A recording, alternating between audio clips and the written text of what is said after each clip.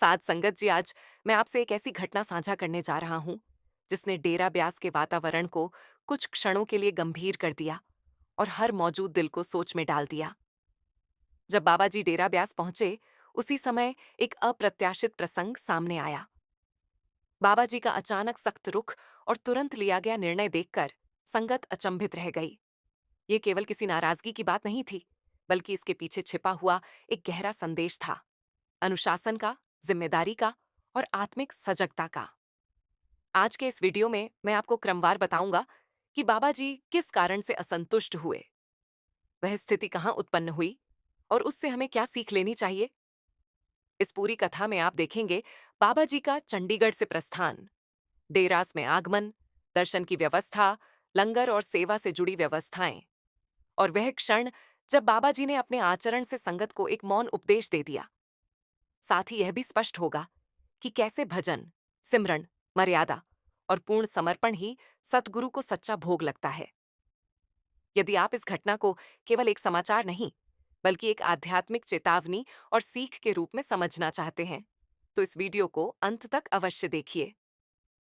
Video शुरू करने से पहले आपसे प्रेम पूर्वक निवेदन है, यदि आपने अभी तक हमारे चैनल को सब्सक्राइब नहीं किया है, तो कृपया अभी सब्सक्राइब करें और इस सत्संग रूपी सेवा में हमारे सहभागी बने। इधर जैसे ही बाबा जी डेरा व्यास पहुंचे, उधर हुजूर के कुछ प्रोग्राम अचानक कैंसिल करने पड़े। उसी वक्त एक ऐसा वाक्य हो गया जिसने वहां मौजूद सभी लोगों को हैरान कर दिया। बाबा जी ने जैसे ही गाड़ी से बाहर कदम रखा, उनका गुस्सा अचानक भड़क उठा और उन्होंने तुरंत सेक्रेटरी साहब को फोन कर दिया। बाबा जी उस समय बेहद नाराज नजर आ रहे थे और वहां खड़े सभी लोग सन्न रह गए। आज मैं आपके सामने एक बहुत बड़ी और गंभीर खबर रखने जा रहा हूं। बाबा जी इस बार सच में बहुत ज्यादा नाराज हो चुके हैं और पूरी बात मैं आपको विस्तार से बताने वाला हूं। शुरुआत में मैं आप सभी से मैं विनती करता हूं कि मेरे चैनल सतगुरु शब्द रास के को सब्सक्राइब कर लें और बेल आइकन पर ऑल जरूर दबा दें।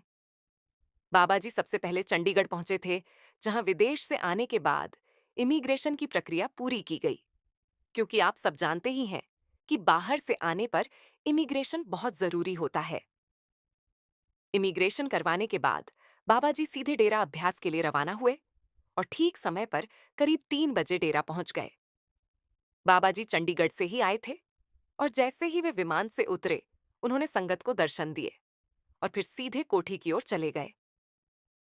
ये संदेश तेजी से वायरल हो रहा था कि हुजूर जी सोमवार को रेडियो कॉलोनी, करोलबाग, द्वारका और ऐसे ही 5-6 और सेंटर्स में दर्शन देने आने वाले हैं।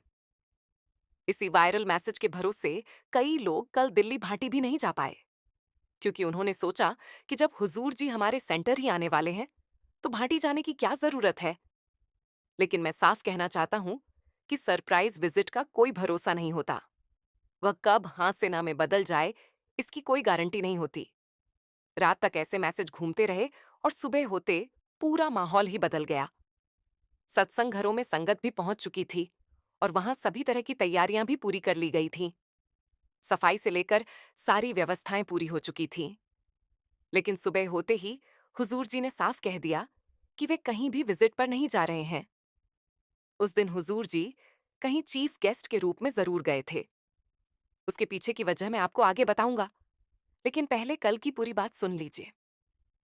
कल दोपहर के समय हुजूर जी ने लंगर और कैंटीन में विजिट की, जब दिल्ली भाटी की कैंटीन में सेवा चल रही थी। तभी हुजूर जी अचानक वहां पहुंचे और सीधे कैंटीन की ओर चले गए। वहां मौजूद सेवादारों ने जैसे ही हुजूर जी को देखा, तुरंत सेवा संभाल ली और पूरा माहौल एकदम भावुक हो गया। हुजूर जी ने वहां सबको दर्शन दिए और क्योंकि उस समय बड़ी संख्या में संगत सेवा में लगी हुई थी, सभी ने प्रेम से उन्हें घेर लिया। ये देखकर हुजूर जी ने शांति से दर्शन दिए, साथ ही पूरी व्यवस्था का जायजा भी लिया। वहीं दिल्ली में बन रहे एक नए नाम घर का भी उन्होंने निरीक्षण किया। सब कुछ देखकर हुजूर जी अपनी बसेरा कोठी की ओर चले गए। आज हुजूर जी दिल्ली के आईआईटी भी गए थे, जहां उनके कुछ पुराने मित्र हैं। वहीं से उन्होंने पढ़ाई भी की हुई है और आज हुजूर जी वहां चीफ गेस्ट के रूप में आमंत्रित थे। ये जानकारी मैं आपके साथ साझा कर रहा हूं। हुजूर जी को वहां विशेष तौर पर बुलाया गया था। जैसे ही हुजूर जी वहां पहुंचे, वहां मौजूद सत्संगी भाई बहन, चाहे वे शिक्षक हों या छात्र, सभी बहुत ज्यादा खुश हो गए। हुजूर जी के दर्शन पाकर कोई खुश न हो, ऐसा तो हो ही नहीं सकता। लेकिन आज दिल्ली की बहुत सी संगत का इंतजार इंतजार ही बनकर रह गया। बाबा जी कहाँ और क्यों नाराज हुए, वह बात मैं आपको आगे बताने वाला हूं। लेकिन पहले यह पूरा प्रसंग सुन लीजिए। दिल्ली वालों की उम्मीदें धीरे धीरे मायूसी में बदल गईं। वे बेचारे इसी आस में बैठे रहे कि हुजूर जी आएंगे और उन्हें दर्शन देंगे। लेकिन आज ऐसा ना हो पाने से उनके मन को गहरी ठेस पहुंची। अब हुजूर जी कब दर्शन देंगे, ये पूरी तरह उनकी मौज पर ही निर्भर करता है। बाबा जी आज डेरा पहुंच चुके हैं और आज ही यह साफ फैसला होगा कि 28 तारीख रविवार को होने वाला सत्संग होगा या नहीं।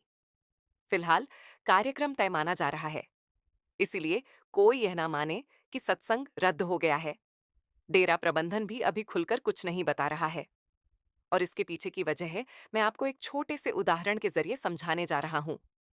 ये घटना आज से करीब 202 साल पुरानी है, जब बाबा जी एक बार पूरी तरह नाराज हो गए थे। उस समय मोबाइल फोन का जमाना नहीं था और कंप्यूटर भी बहुत आम नहीं हुआ करते थे। उस दौर में ज्यादातर लोग साधारण लैंडलाइन फोन ही इस्तेमाल करते थे। तभी अचानक डेरा में बाबा जी ने कहा कि लुधियाना वाले सेंटर में किसी के यहाँ विजिट पर जाना है। बाबा जी ने बस इतनी सी बात कही थी। उस समय जिन डेरा निवासियों की मैं बात कर रहा हूँ, वे सभी बहुत ईश्वर भक्त लोग थे और आज वे इस दुनिया में नहीं रहे। उन दिनों डेरा में जो बड़े अधिकारी या जिम्मेदार लोग रहते थे, उनके घरों में ही लैंडलाइन फोन हुआ करते थे। बाबा जी ने साफ कहा कि उन्हें विजिट पर जाना है। उस व्यक्ति ने क्या किया? उसने अपने घर के लैंडलाइन फोन से किसी को यह कहकर सूचना दे दी कि कल या परसों बाबा जी उस सेंटर में फला समय पर आने वाले हैं, इसीलिए जिन्हें दर्शन करने हो वे पहुंच जाएं। अब आप खुद ही समझ सकते हैं कि जब बात बाबा जी के आने की हो, तो वह खबर कहाँ रुकती है। आज तो हाल ये है कि अगर बाबा जी ने छींक भी ली हो, तो उसका मैसेज पलक झपकते ही पूरी दुनिया में फैल जाता है। बाबा जी खुद भी कई बार प्यार और कभी-कभी हल्के गुस्से में कह चुके हैं कि मेरे शेड्यूल के बारे में मुझे खुद नहीं पता होता, लेकिन संगत को पहले ही मालूम चल जाता है कि मैं क्या करने वाला हूं। इसके बाद जब उस भाई ने अपने घर वालों को फोन किया, तो बात और भी आगे बढ़ गई।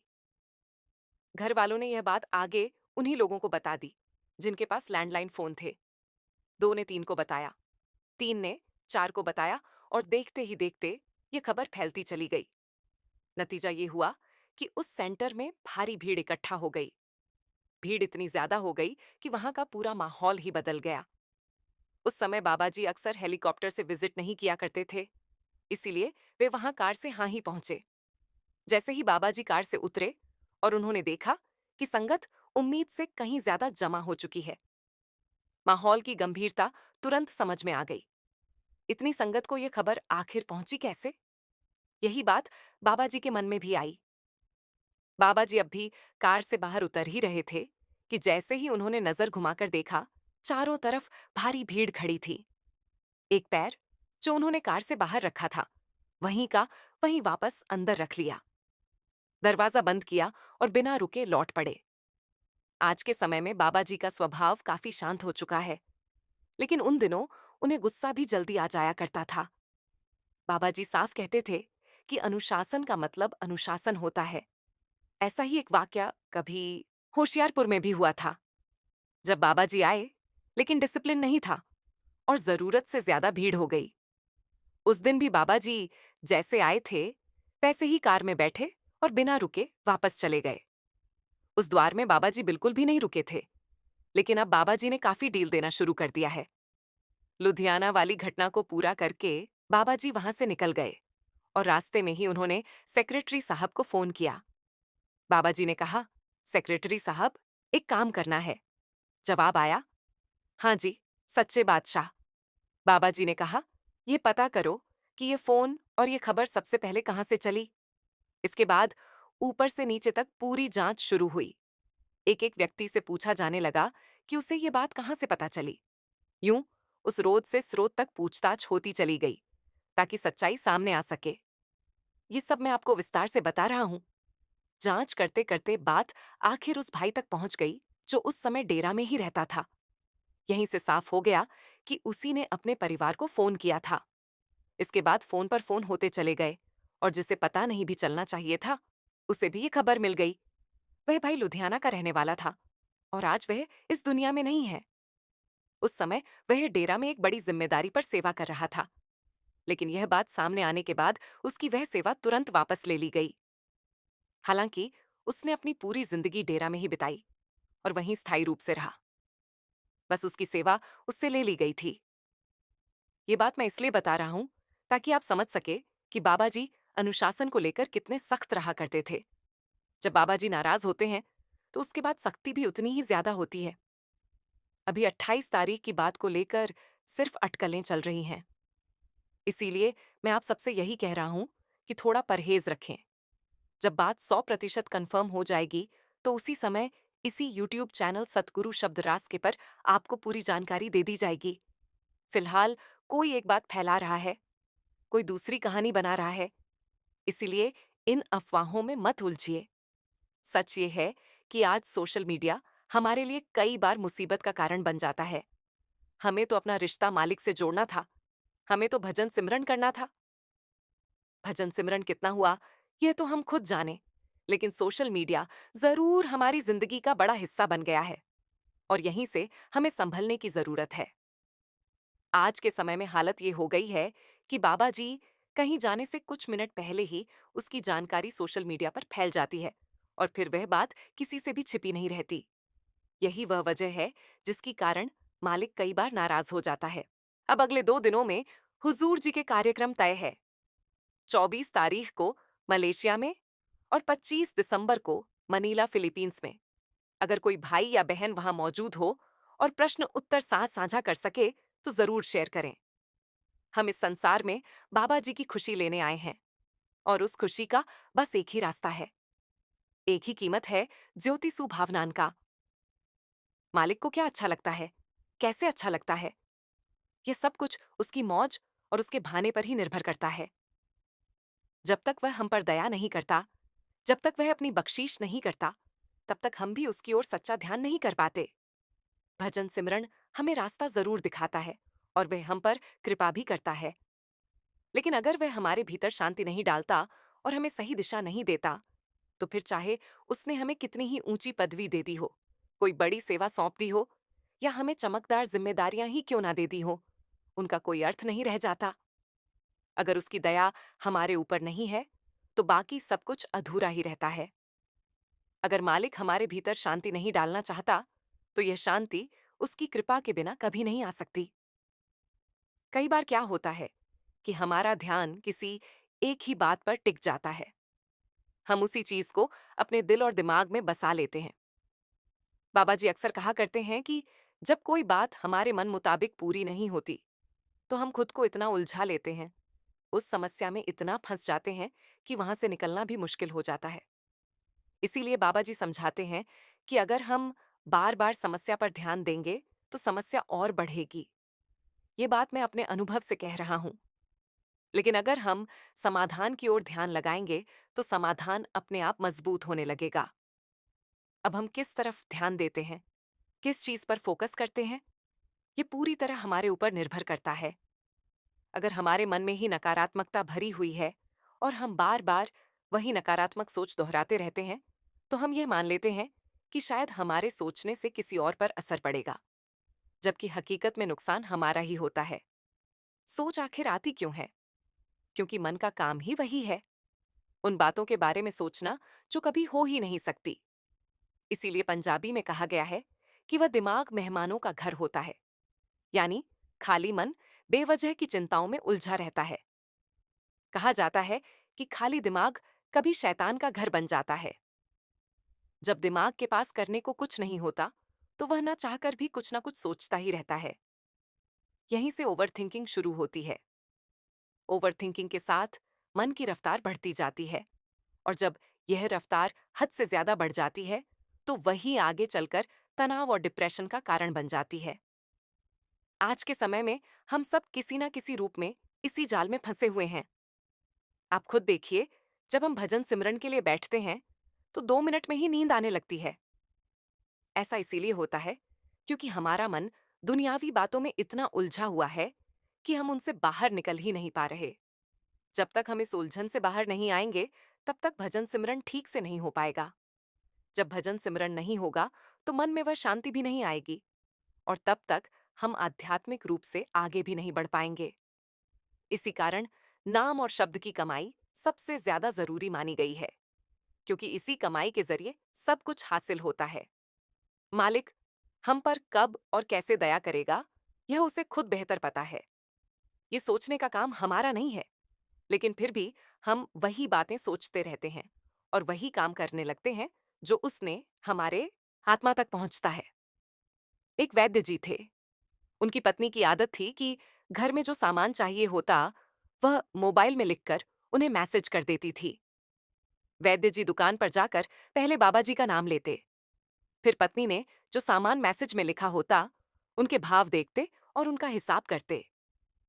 फिर बाबा जी से प्रार्थना करते कि हे सतगुरु, मैं तो आपके ही आदेश के अनुसार भजन सिमरन छोड़कर यहाँ दुकान में आकर बैठा हूँ।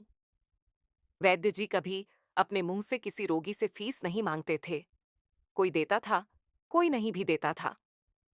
एक बात निश्चित थी कि जैसे ही उस दिन के जरूरी सामान खरीदने योग्य पैसे पूरे हो जाते थे, उसके बाद वो किसी से भी दवा के पैसे नहीं लेते थे, चाहे मरीज कितना ही अमीर क्यों ना हो। एक दिन वैद्य जी ने दुकान खोली, बाबा जी को जाकर माथा टेका, जरूरी सामान का मैसेज देखा, तो वह मैसेज को देखते ही रह गए। उन्हें अपनी आंखों के सामने तारे चमकते हुए नजर आए। आटे, दाल, चावल आदि के बाद पत्नी ने लिखा था, बेटी का विवाह 20 तारीख को है, उसके दहेज का सामान। कुछ देर सोचते रहे, फिर बाकी चीजों की कीमत लिखने के बाद दहेज के सामने लिख दिया, यह काम बाबा जी का है, वही देखेंगे। एक दो रोगी आए थे, वैद्य जी दवाई दे रहे थे। उसी समय एक बड़ी सी कार उनकी दुकान के सामने आकर रुकी। वैद्य जी ने ध्यान नहीं दिया, क्योंकि कई कारों वाले उनके पास आते रहते थे। दोनों मरीज दवाई लेकर चले गए। एक सूट बूट पहने साहब अंदर आए और नमस्ते करके बेंच पर बैठ गए। वैद्य जी ने कहा, अगर आपको अपनी दवाई लेनी है तो इधर स्टूल पर आ जाइए, ताकि आपकी नाड़ी देख सकूं। और अगर किसी और की दवाई लेकर जाना है तो बीमारी का पूरा वर्णन करें। वह साहब कहने लगे, वैद्य जी, आपने मुझे पहचाना नहीं। मेरा नाम मदन लाल है। मैं 15-16 साल के बाद आपकी दुकान पर आया हूं।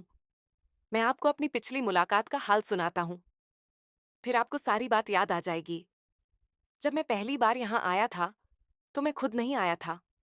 मुझे बाबा जी आपके पास लेकर आए थे, क्योंकि बाबा जी ने मुझ पर दया करनी थी। वह मेरा घर आबाद करना चाहते थे। मैं अपनी कार से अपने पैतृक घर जा रहा था। बिल्कुल आपकी दुकान के सामने मेरी कार पंक्चर हो गई। ड्राइवर कार का पहिया उतारकर पंक्चर लगवाने चला गया। आपने देखा कि मैं कार के पास गर्मी में खड़ा हूं, तो आपने मुझे दुकान की ओर इशारा किया और कहा कि इधर आकर कुर्सी पर बैठ जाएं।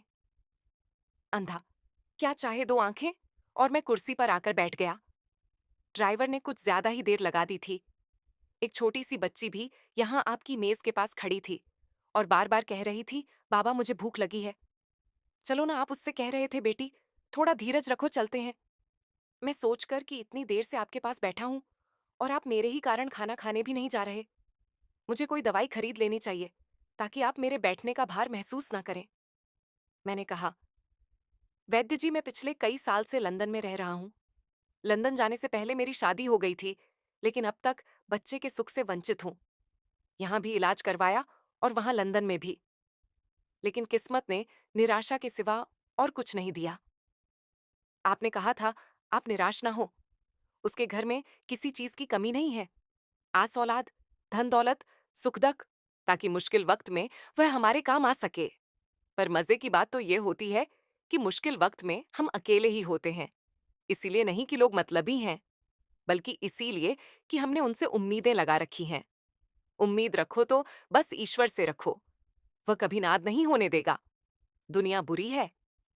ये कहने से पहले, किसी को दोष देने से पहले, यह याद रखना कि आज हर कोई अपने लिए सहारा ढूंढ रहा है, तो ऐसे में कोई आपका सहारा कैसे बनेगा? बनना है तो हमेशा मर्यादा में रहो। भगवान श्री कृष्ण कहते हैं कि मृत्यु एक अटल सत्य है, किंतु केवल यह शरीर नश्वर है। आत्मा अजर अमर है। आत्मा को कोई काट नहीं सकता, अग्नि जला नहीं सकती और पानी गीला नहीं कर सकता। जिस प्रकार से एक वस्त्र बदलकर दूसरे वस्त्र धारण किए जाते हैं, उसी प्रकार आत्मा एक शरीर का त्याग करके दूसरे जीव में प्रवेश करती है। गीता में भगवान श्री कृष्ण ने कहा है कि मनुष्य को उसके द्वारा किए गए कर्मों के अनुसार ही फल प्राप्त होता है। इसीलिए मनुष्य को सदैव सत्कर्म करने चाहिए। गीता में कही गई इन बातों को प्रत्येक व्यक्ति को अपने जीवन में मानना चाहिए। श्री कृष्ण ने अर्जुन को बताया है कि व्यक्ति विभिन्न देवी देवताओं की पूजा करता है। जिस तरह बुद्धि के लिए माता सरस्वती की पूजा, धन के लिए माता लक्ष्मी की और बाल के लिए हनुमान जी की पूजा की जाती है, उसी तरह प्रत्येक व्यक्ति किसी न किसी कार्य की पूर्ति के लिए अन्य देवी देवताओं की पूजा करता है। लेकिन वह श्रद्धा भाव अंत में मेरे लिए ही होता है। इस पूजा में व्यक्ति प्रत्यक्ष रूप से मेरा नाम स्मरण नहीं कर रहा है, बल्कि अपनी इच्छाओं की पूर्ति के लिए देवताओं की पूजा कर रहा है। गीता में बताया गया है कि व्यक्ति को किसी भी परिस्थिति में अपना आपा या अपना व्यवहार नहीं बदलना चाहिए। जो व्यक्ति सुख एवं दुख में एक समान व्यवहार रखता है और अपने काम को पूर्ण करता है, फल की चिंता किए बिना कर्मों को पूरा करता है, वही सबसे श्रेष्ठ व्यक्ति कहलाता है। अन्यथा जो खुशी में लोभी हो जाता है और दुख में क्रोध का साथ देता है, ऐसे व्यक्ति से न केवल मनुष्य बल्कि देवता भी क्रोधित हो जाते हैं। साथ संगत जी, ऐसे ही रूहानी सत्संग साखियां सुनने के लिए चैनल को सब्सक्राइब जरूर करें। जी राधा स्वामी जी।